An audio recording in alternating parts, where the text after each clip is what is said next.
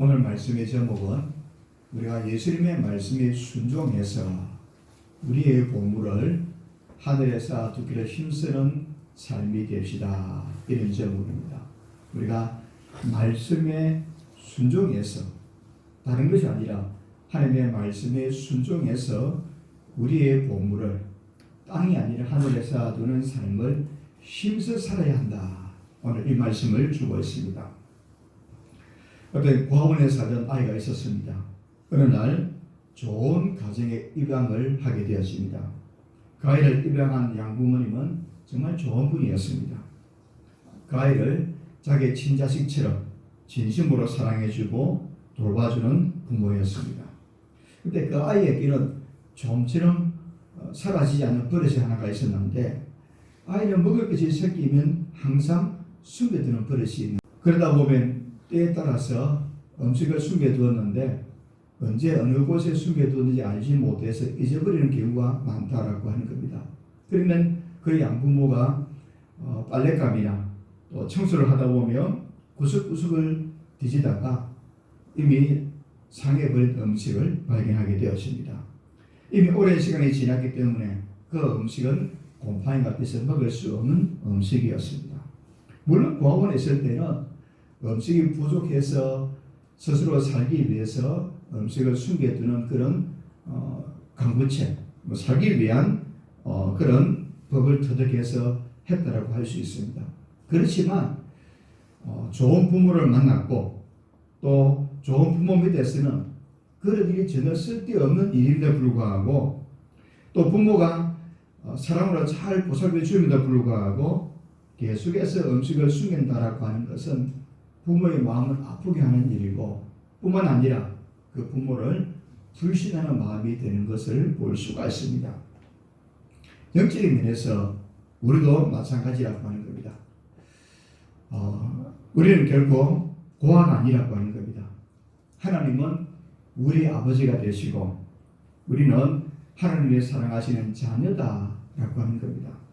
하나님 우리를 사랑으로 돌보고 계시는데, 아직도 우리가 영적인 고아처럼 자꾸만 우리의 육신을 위해서 땅에 보물을 쌓아두게 된다면 하나님 아버지의 마음을 섭섭하게 하는 일이 된다라고 하는 거예요. 우리는 하나님의 사랑받는 자녀고 하나님 우리 아버지가 되셔서 우리를 늘 돌봐주시는데, 땅의 것만 바라고 산다면 하나님이 굉장히 섭섭하게 생각한다라고 하는 겁니다. 뿐만 아니라 이 세상은 우리가 영원히 살 것도 아니다라고 하는 거예요. 이 땅은 잠시 살다가 머물다가 떠나갈 곳입니다. 우리의 본향은 하나님 아버지가 계신 하나님 아버지의 집이 우리의 본향이고, 우리가 영원히 살 곳이 하나님 아버지의 집이다라고 말씀을 해주고 있습니다. 헬라 제국의 알렉산더 왕이 바사 제국을 정복하기 위해서 대군을 이끌고 출정을 가게 됩니다. 먼 길이었습니다. 그 헬라 제국에서 바사 제국을 정복하기 위해서는 가다 보면 작은 성읍들, 작은 나라들을 만나게 됩니다. 그런 성읍들을 정복해 가야 되는 거예요. 헬라의 군인들은 그 작은 성들을 또 작은 나라들을 하나씩 정벌해 갑니다. 그런데 이 알렉산더 대왕이 군사들에게 한 가지를 말하는 거예요. 바사 제국 이르기까지 그 누구라도 어떤 전리품에 손을 대지 말라라고 하는 겁니다. 만약 이 나의 명령을 어길 시에는 지위 고하를 막론하고 목숨을 도전하지 못할 것이다라고 하는 엄한 명령을 내리게 됩니다. 수많은 군사들이, 수많은 병사들이 작은 성읍들, 작은 나라를 정복하다 보면 수많은 금은부하들을 만나게 되는 거예요. 한 적은 성을 정복할 때마다 많은 보물들을 보면 탐이 나지 않겠습니까? 그런데 이 군사들이 바사 제국에 갈 때까지 그 전리품을 버리고 가야 된다는 생각이 얼마나 아깝겠습니까? 그런데 이 군사들이 얼마 가지 않아서 알렉산더 대왕의 그 말이 맞다라는 것을 알게 되었습니다. 그리고 그들의 목적지는 작은 성읍들이 아니라 바사 제국이라고 하는 거예요. 중간에 작은 성읍들이 있습니다. 중간에 가다 보면 작은 황금들, 보석들, 기중품들을 만나게 되었습니다. 만약 가는 도중에 이 군사들이 성을 정복할 때마다 금은 보화를 짊어지고 갔더라면 아마 얼마 가지 못해서 바사 지구에 도착하지도 못하고 쓰러지고 말았을 거라고 하는 거예요. 스스로 지치고 쓰러지고 만다라고 하는 거예요. 그들은 몸을 가볍게 했기 때문에 그랬더니 바사 제국에 도착할 수 있었고 그들의 원래의 목적이었던 바사 제국을 정복하게 되었다라고 하는 것을 보여주고 있습니다. 사랑하는 여러분, 우리는 영적인 고아가 아니라고 하는 겁니다. 하나님 아버지가 우리 아버지가 되셔서 지금도 우리를 돌봐주고 계신다라고 하는 겁니다. 또 우리의 목적지는 이 땅이 아니라 하나님의 나라, 영원한 본향인 하나님의 나라가 우리의 고향이기 때문에, 우리 본향이기 때문에 그 나라를 바라보는 성도는 이 땅의 것에 얽매이지 않고 살아가는 것을 가르쳐주고 있습니다. 맞아, 지금까지 우리가 영적인 고아처럼 육신을 위해서 땅에 무엇인가 쌓아두기를 힘썼다며 우리의 마음의 생각, 방향을 바꿔야 한다는 겁니다. 이제 우리가 예수님의 말씀에 순종해서 우리의 보물을 땅에 쌓아두는 것이 아니라 하늘에 쌓아두기를 힘쓰는 그런 저와 여러분이 되어지기를 바랍니다. 오늘 주신 말씀을 세대적으로 나눠 생각해 보면서 정말 우리의 삶의 목표가, 우리의 삶의 본향이 어디에 있는가 다시 한번 생각하고 우리가 어디에 마음을 쏟고 살아가야 될 것인가 다시 한번 방향을 정할 수 있는 그런 시간이 되어지기를 주님의 이름으로 축복합니다. 첫째로 땅에 보물을 쌓는 일에 대해서 우리가 먼저 생각을 해보려고 합니다. 19절에 보니까 너희를 위하여 보물을 땅에 쌓아두지 말라. 거기는 종과 동독이 해하며 도적의 구멍을 뚫고 도둑질하느니라. 이렇게 말씀을 해주고 있습니다. 우리가 생각하기에 보물이라 그러면 제일 먼저 떠오르는 것이 무엇입니까? 금이나 다이아몬드나 보석들을 보물이라 이렇게 생각을 할 수가 있을 겁니다. 그러면 예수님 당시 사람들은 무엇을 보물이라고 생각을 했을까? 예수님 당시에 사람들이 생각했던 보물이 무엇일까?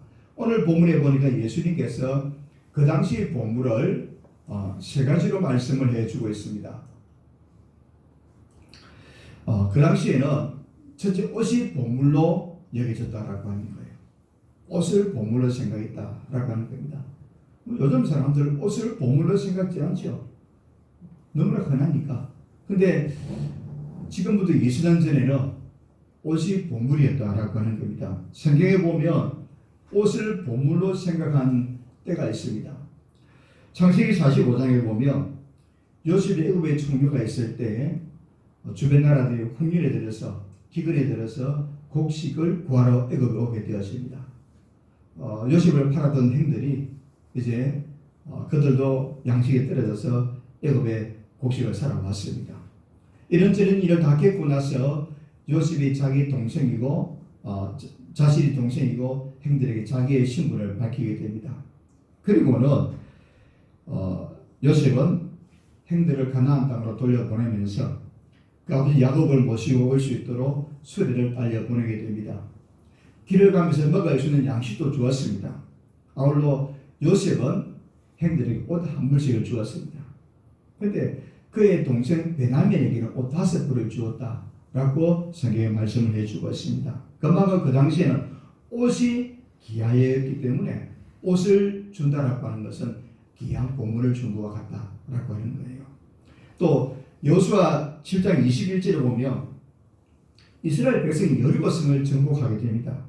그때 아간이 하나님의 명령을 어기고 전리품을 감추는데 그가 감춘 전리품 가운데 하나가 시내산 외투 한 벌을 감추었다라고 하는 거예요. 보물 가운데 하나가 외투 옷이 보물이었다라고 하는 것을 성경에 말씀해 주고 있고 또 사사기 14장 21절에 보면 삼손에 대한 이야기가 나오는데 삼손이 블레셋 여인과 결혼을 하게 되는데 블레셋 청년 30명이 잔치집에 모인 거예요. 그때 삼손이 이 블레셋 청년 30명에게 수수께끼를 냅니다. 만약 삼손의 수수께끼를 알아맞추게 되면 잔치하는 7일 동안 수수께끼를 알아맞추게 되면 그들에게 벼 30불과 그도 30벌을 주겠다라고 내기를 하는 겁니다. 그럼 만약 수수께를 알아맞히지 못하게 되면 그 청년 30명이 이 삼손이 제안했던 그도가 몇 30벌을 주기로 하는 거예요. 그만큼 그 당시 옷은 귀하였고 보물처럼 여겨졌음을 보게 되었습니다. 또 열왕기하 5장 22절에 보면 이런 말씀이 있습니다. 아람 나라 장군 나아만이 나병에 걸렸습니다. 그래서 이스라엘 선지자 엘리사가 깨끗하게 치료해 줍니다. 이 나아만 장군이 너무 고마워서 선물을 주겠다라고 하는데 엘리사가 그 선물을 거절하게 되는 거예요. 선물을 받지 않고 돌려보냅니다. 근데 엘리사의 종 게하시가 선물을 거절하는 거 보고 욕심이 나는 거예요. 이제 돌아가는 나아만 장군을 따라가서 거짓으로 선지자가 선물을 받게 해달라고 하면서 거짓으로 선물을 받게 되는데 이 나아만 장군, 그 게하시가 나아만 장군을 따라가서 몰래 받은 선물 가운데 하나가 옷 두 벌이었다라고 하는 거예요. 그만큼 그 당시 옷은 귀하고 귀한 보물 가운데 하나였음을 가르쳐주고 있습니다. 예수님 당시도 마찬가지입니다. 돈이 많은 사람들은 양털로 옷을 지어 입었고 그리고 거기에다 금실까지 자기 부를 가시하면서 옷을 보물처럼 여겼다라고 하는 거예요. 그 다음에 예수님 당시에는 곡식이 보물처럼 귀하게 여겨졌습니다. 먹고 살기가 얼마나 힘들겠습니까? 창고에 가득 쌓아놓은 곡물은 부의 상징이었고 또 귀한 일이었음을 보여주고 있습니다. 누가복음 12장에 보면 어리석은 부자의 비유가 나오고 있는데 우리 이 사실을 통해서 이 부자가 곡식이 풍부하다라고 하는 것은 그 당시 보물 가운데 하나였음을 우리에게 가르쳐주고 있습니다. 창고에 곡식이 가득하다라고 하는 것은 부를 상징하는 것이고 또 곡식이 가득한 사람은 보물을 가진 것과 같다라고 생각할 정도로 그 당시 곡식이 보물이었다라고 하는 겁니다. 그 당시 또 하나는 금은 부하가 보물처럼 귀하게 여겨졌습니다. 그 당시 사람들은 보물을 어디에 감추었는가 하면 마태복음 13장 44절에 보니까 천국은 마치 밭에 감추인 부하와 같으니 그 당시 사람들은 보물을 밭에 감추어 두었다라고 하는 거예요. 낮에 일을 하다가 좋은 땅을 발견하고는 밤중에 자기가 가진 보물을 그 땅에 숨겨두는 거예요. 이렇게 사람들은 옷을 보물로, 곡식을 보물로, 또 금은 부하 같은 것을 보물로 여겼습니다. 그런데 땅에 보물을 쌓아두는 것에 문제가 있는데 그 문제가 무엇인가? 오늘 본문이 또 세 가지로 말씀을 해주고 있습니다. 자, 옷은 입고 있을 때는 괜찮지만 옷을 보관하면 어떤 문제가 생깁니까? 좀이 썩어서 좀이 옷을 해하는 경우들을 보게 되죠. 그래서 예수님께서도 오늘 좀이 해하는 것을 가르쳐주고 있는 거예요. 옷을 잘못 보관하면 옛날에 우리 그랬죠. 옷을 잘못 보관하면 좀이 썩어서 구멍도 나고 헤어지고 입지 못하는 그런 것들을 보게 되었습니다. 이렇게 좀이 썩어서 못 쓰게 되는 경우들을 보게 되었습니다. 또 곡식을 창고에 쌓아놓으면 어떻게 됩니까? 오늘 본문에 보니까 동록이라고 말씀하는데 이 동록은 먹는 것을 말씀하는 거예요. 까가 먹는 것. 쌀을 잘못 보관하면 여름에 쌀벌레가 썩어서 곤란하죠. 그래서 이 곡식을 잘못 보관하게 되면 쥐나 해충 같은 벌레가 곡식을 깔아먹게 되는 거예요. 이것이 보물이 땅에 쌓아두는 보물의 문제가 되고 또 밭에 감추인 부하의 문제가 무엇이겠습니까? 밭에 보물을 감추어 두다 보면 도적이 몰래 와서 훔쳐가는 경우가 있다라고 하는 거예요. 주인 없는 사이 도적이 들어서 땅에 묻은 보물을 훔쳐가는 거예요. 자, 이 땅에 쌓아둔 보물의 문제점이 무엇입니까? 한마디로 말하면 안전하지 못하다라고 하는 거예요. 땅에 보물을 쌓아두는 일은 안전하지 못한 것임을 보여주고 있습니다. 물론 경우에 따라서는 조금 더 오래 보관할 수도 있을 겁니다. 그러나 우리가 세상을 떠나게 되면 그 땅에 쌓아둔 보물이 누구의 것이 되겠는가? 따라서 예수님의 말씀대로 보물을 땅에 쌓아두는 일은 절대로 안전하지 못하다. 라고 하는 말씀을 우리에게 해주고 있습니다. 땅에 보물을 쌓아두는 일은 안전하지 못하고 영원하지 못한 것임을 우리에게 교훈해 주고 있습니다. 두 번째로, 그럼 하늘에 보물을 쌓아두는 일을 우리가 생각을 해보는데 20절에 보니까 오직 너희를 위해 보물을 하늘에 쌓아두라. 거기는 좀이나 동독이 해하지 못하며 도적이 구멍을 뚫지도 못하고 도둑질도 못하느니라. 이렇게 말씀해 주셨습니다. 자, 이 말씀은 어떤 의미를 가지고 있습니까? 이 하늘에 보물을 쌓아두는 일은 땅에 쌓아두는 일과 달리 안전하다라고 하는 거예요. 하늘에 보물을 쌓아두는 일은 안전한 일이 된다라고 말씀을 해주고 있습니다. 그럼 우리가 어떻게 해야 하늘에 보물을 쌓아두는 일이 될까? 어떻게 하는 것이 바로 하늘에 보물을 쌓아두는 일이 되는 것인가? 그 이유를 알아야 한다는 겁니다. 물론 예수님은 그 방법을 우리에게 구체적으로 말씀하지 않습니다. 그런데 쉽게 이해할 수 있는 것은 하나님 우리에게 맡겨주신 것을 우리가 선한 청지기가 되어서 하나님의 뜻대로 바로 사용하게 되어지면 그것이 바로 보물을 하늘에 쌓아두는 것이 된다라고 가르쳐주고 있습니다. 바르게 사용하는 것. 선한 청지기가 되어서 하나님의 뜻대로 바르게 사용할 때에 그것이 바로 보물을 하늘에 쌓아두는 것이다 라고 말씀을 해주고 계십니다.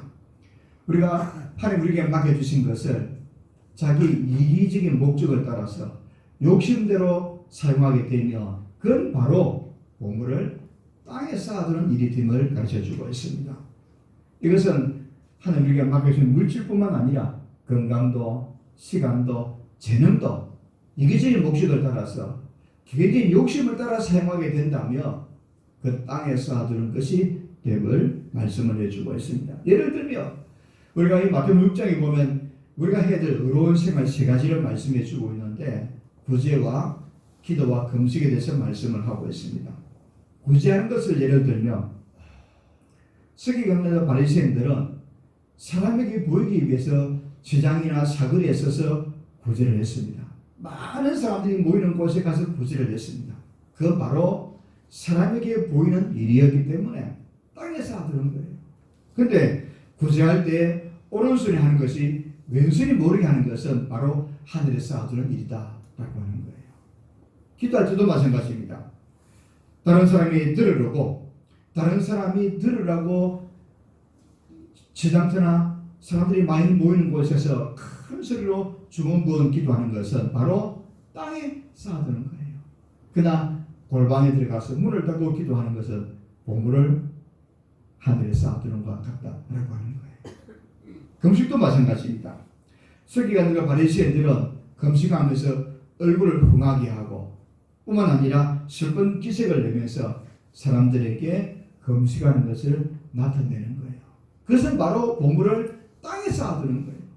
그런데 금식하면서 머리에 기름을 바르고 얼굴을 씻고 은밀한 중에 계신 하나님께 보이기 위해서 금식하는 것은 바로 보물을 하늘에 쌓아두는 것이다 라고 우리에게 가르쳐주고 있습니다. 그러면 이렇게 보물을 하늘에 쌓아두는 궁극적인 목적은 누구를 위한 것인가? 하나님을 위해서 보물을 하늘에 쌓아두는 것일까? 오늘 본문에 보니까 오직 너희를 위하여 보물을 하늘에 쌓아두라 이렇게 말씀해 주셨습니다. 우리 같이 합시다. 오직 너희를 위하여 보물을 하늘에 쌓아두라. 내 자신을 위해서 우리를 위해서 보물을 하늘에 쌓아두라 이렇게 말씀하는 거예요. 예수님은 우리가 하늘에 보물을 쌓아두는 것은 하나님을 위한 것이 아니라 우리 자신을 위한 것이다 라고 가르쳐주는 거예요. 예를 들면 마가복음 10장 29절에서 30절에 보니까 이렇게 말씀합니다. 예수께서 이르시되 내가 진실로 너희에게 이르노니 나와 복음을 위하여 집이나 형제나 자매나 어머니나 아버지나 자식이나 전토를 벌인 자는 현세에 있어 집과 형제와 자매와 어머니와 자식과 전토를 몇 배나 받대? 100배나 받대. 받기를 경하여 받고 내세에 영생을 받지 못할 자가 없느니라 이렇게 말씀해 주고 있습니다. 여러분 요즘 은행에 가면 이자가 얼마 됩니까? 이자가 거의 없죠. 비자가 거의 없습니다. 경우에 따라 원금조차도 제대로 받지 못할 때가 있죠. 또 이윤이 상승해도 물가 상승률에 전혀 따라가지를 못하는 것이 현재의 이자율이라고 하는 거예요. 근데 오늘 하늘의 보물을 쌓아두면 몇 배나 받는다고요? 세상에 이런 이익이 어디 있나요?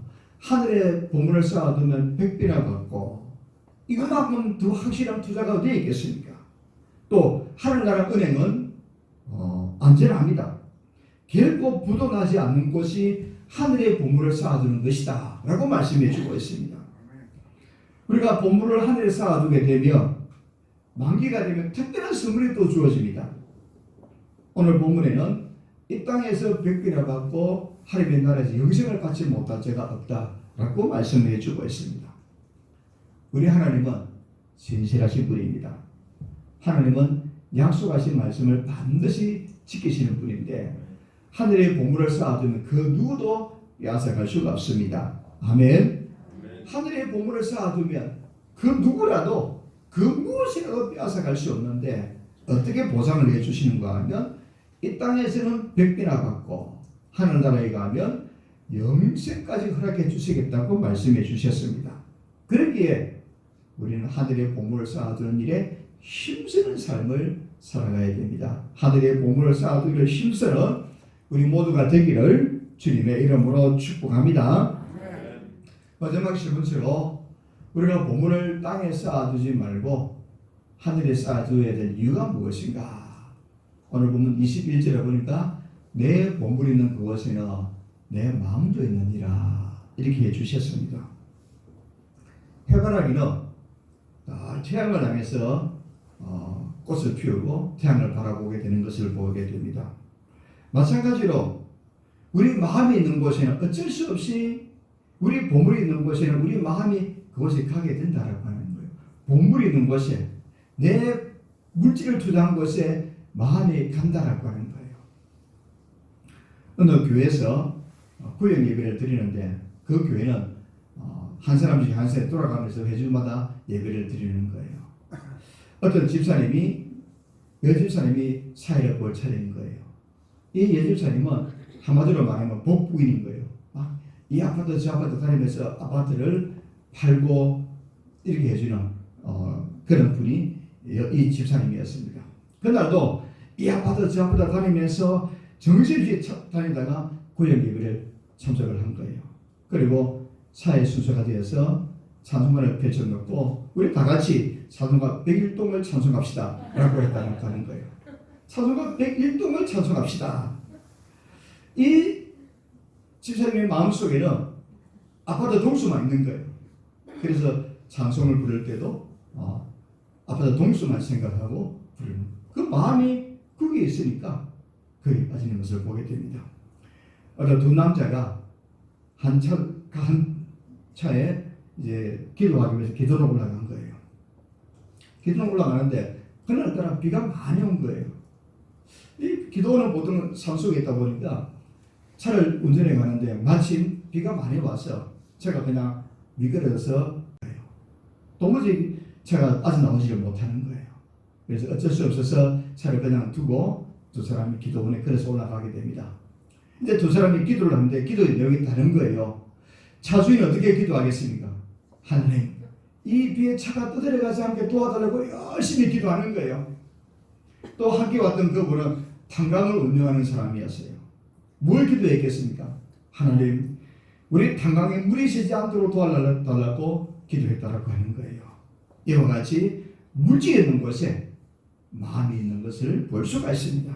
우리가 땅에 보물을 쌓아두게 되면 우리 마음이 어디로 가겠습니까? 그 물질이 있는 곳으로 마음이 가게 되는 것을 가르쳐주고 있습니다. 그러나 보물을 하늘에 쌓아두게 되면 당연히 우리 마음이 하나님의 나라, 영원한 주님의 나라로 향하게 되는 것을 보게 됩니다. 사도 바울은 위의 것을 생각하고 땅의 것을 생각지 말라 이렇게 말씀했습니다. 우리는 하나님의 자녀들입니다. 우리의 마음이 하늘에 있어야 한다는 겁니다. 따라서 우리는 하늘의 보물을 쌓아두는 사람이 되기를 바라고 계십니다. 우리는 하나님의 자녀들입니다. 늘 우리의 마음이 하늘에 있고 하늘의 보물을 쌓아두는 일에 힘쓰는 저와 여러분이 되어지기를 바랍니다. 그러나 예수님 밖에 있는 사람들, 이방인들, 서기관들, 바리새인들은 땅의 것을 생각하는 사람들이니까 보물을 땅에만 쌓아두었어요.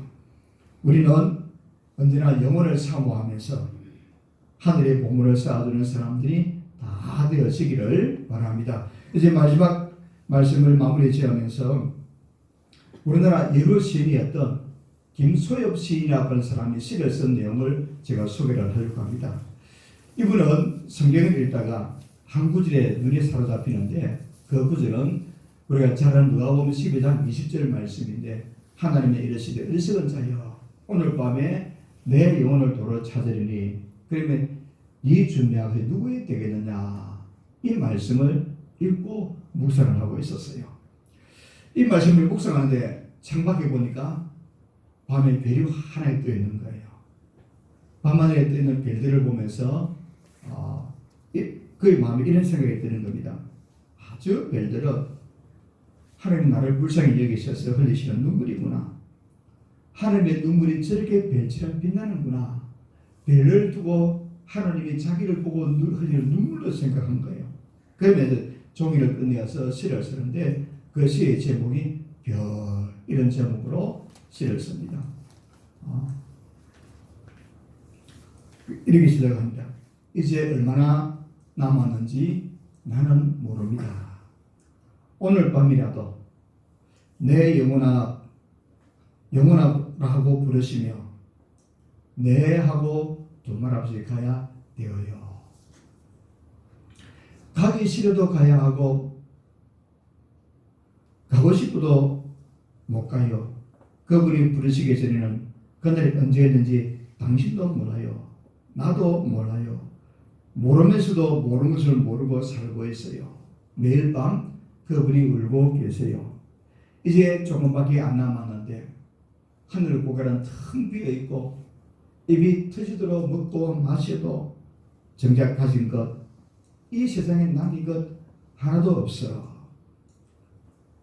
저 불쌍한 자식을 어찌나 울고 계세요.